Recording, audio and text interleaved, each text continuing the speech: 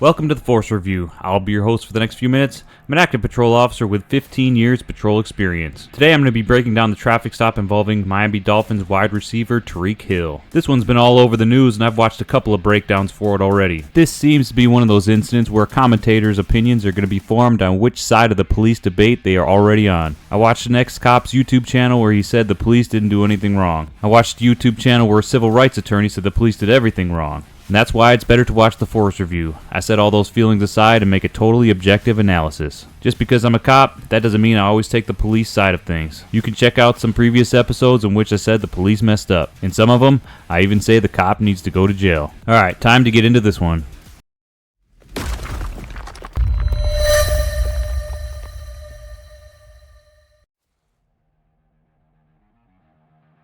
Based on the way this video starts, I believe these motor officers are working with their partners to catch speeders. There are probably other officers upstream in traffic to evaluate the speed of vehicles. When they find a speeder, they broadcast the vehicle description to these officers over the radio, who then stop the vehicle and issue a ticket.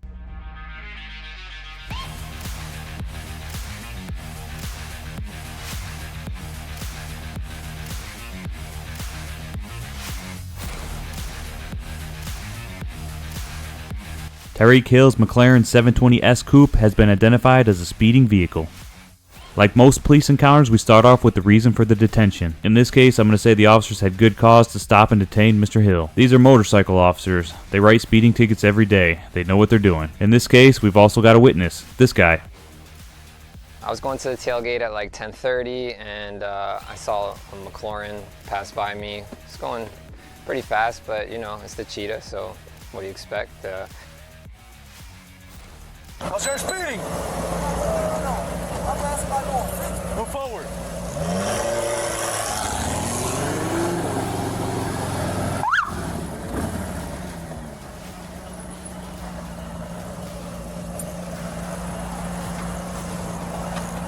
Yeah, we got him here. 6 o'clock.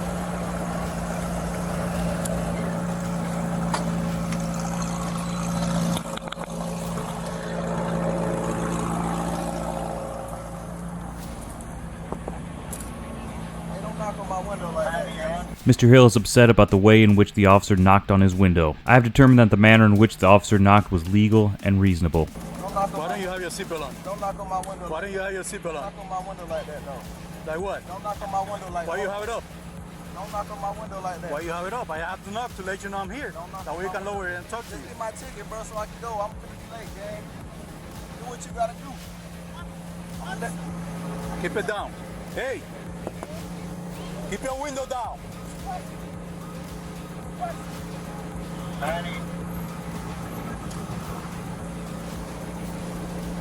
Hey! Keep your window down. Don't tell me what. The officer orders Mr. Hill to keep his window down. The question is, does the officer have the authority to issue this command during a traffic stop? The answer is yes. While there is no case law governing the specific order to roll down a window, there is case law stating that the officer can order the driver out of the car for no reason. Pennsylvania v. Mims, U.S. Supreme Court. 2 Philadelphia police officers observed Harry Mims driving a car with an expired license plate. One of the officers asked Mr. Mims to step out of the car. He obliges and the officers notice a bulge in his waistband. Fearing that the bulge may be a gun, the officers conduct a frisk and discover a .38 caliber revolver. Mr. Mims was arrested and convicted of carrying a concealed weapon without a permit. In this case, the court commented that, "We hold only that, once a motor vehicle has been lawfully detained for a traffic violation, the police officers may order the driver to get out of the vehicle without violating the Fourth Amendment's prescription of unreasonable searches and seizures." Since the court ruled that getting a person out of the vehicle doesn't violate the Fourth Amendment, they would surely rule that the less intrusive order to roll down a window would not be a violation of the Fourth Amendment. Keep your window down, I'm gonna get you out of the car. As a matter of fact, get out of the car. Now the officer orders Mr. Hill to get out of the car. We just talked about that.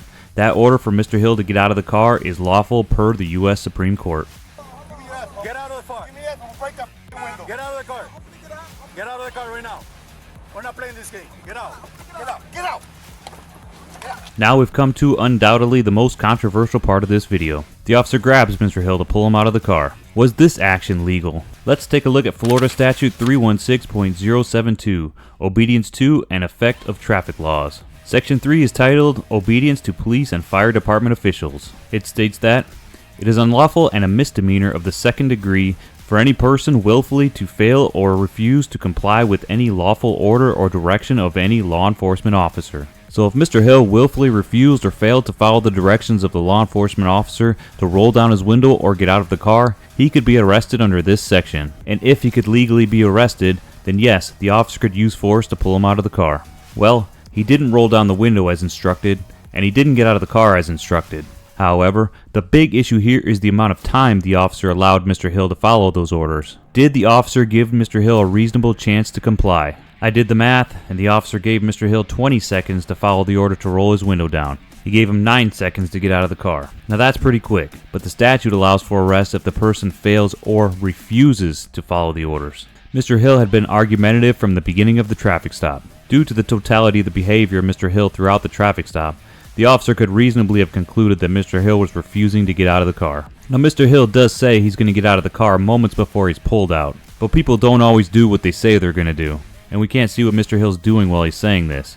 If he's making any effort to get out of the car, if he's reaching around the car for something else, we don't know. However, even though the officer may have been legally justified to pull Mr. Hill out of the car, I do not believe it was a good idea at this point. The officer probably should have given Mr. Hill a little more time to comply. Additionally, pulling the driver out of an operational vehicle poses major safety hazards. The chief hazard being that the driver could take off in the car, dragging the officer. Florida, 2017. 3-4, it's going to be in front of Cambridge at Mike. Whoa, whoa, whoa! Whoa!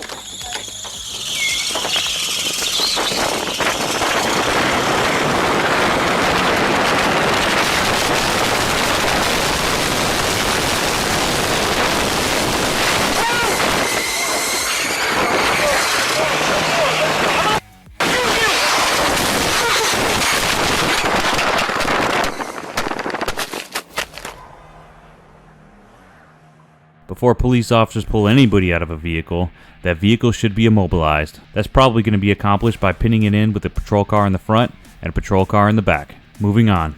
Get out. Get out. Damn. What part of the doing this time? Hey, Drew, I'm getting arrested, Drew. I'm getting arrested. I'm getting arrested, Drew. I'm getting out, bro. God damn, twin. When we tell you to do something, you do it. You understand? You understand? Not what you want, but what we tell you. You're a little confused. I'm getting out, bro. Too late. Chill, Too late.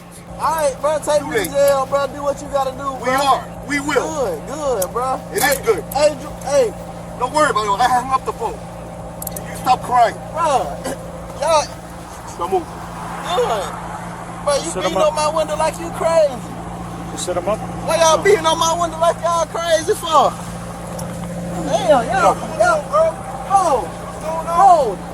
Damn, bro, dude, beating on my window like he crazy. Last question we gotta answer.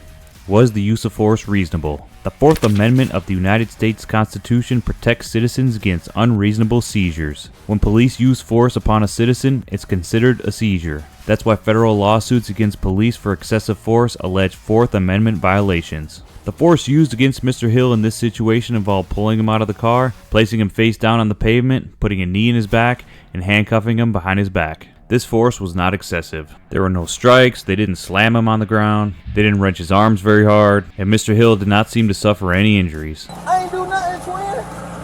Damn. Hey, don't park there. Don't park there. Hey.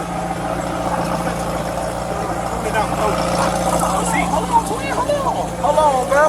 I just had surgery on my knee. Alright, here's the last use of force against Mr. Hill. They tell him to sit on the ground, he doesn't sit, so they pull him to the ground. Again, that order to sit down is lawful, and Mr. Hill is obligated to follow that order. However, I do believe the officer should have given Mr. Hill a little bit more time to follow that order. Mr. Hill is now handcuffed and certainly not a threat. But at the end of the day, the force he used to make Mr. Hill sit on the ground was not excessive. The force used looks pretty dynamic. The officer jumps up and puts his body weight on Mr. Hill. But if you watch how fast Mr. Hill goes from a standing to a sitting position, it's not very fast, and doesn't look like it would cause injury. I just had surgery on my knee, bro. I just heard you in your ears when we told you Chill, bro. That's pretty much it for the significant portions of this incident. There are a few more things that happen. Mr. Hill's friends show up, start recording the police, kinda not follow their instructions. One of them gets handcuffed, but eventually Mr. Hill's let go with a citation for careless driving and no seatbelt.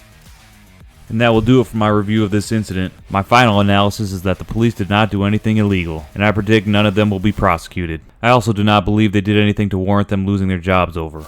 However, like I mentioned earlier, one thing they could have done better is give Mr. Hill a little more time to comply with their orders. Oh yeah, also the language. One of the officers was a little crass with his language, cursed a few times, and taunted Mr. Hill a few times. He shouldn't have done that stuff, and he may be disciplined by his department for that. What Mr. Hill could have done better was not be so argumentative throughout the traffic stop, and comply with reasonable and lawful orders of police officers. Although he may have been legally arrested for not following the officer's orders, I do not believe they would have gotten a conviction out of it, due to the short amount of time they gave him to comply. And that is it for episode 19 of the Force Review. Please subscribe, and I will see you on the next one.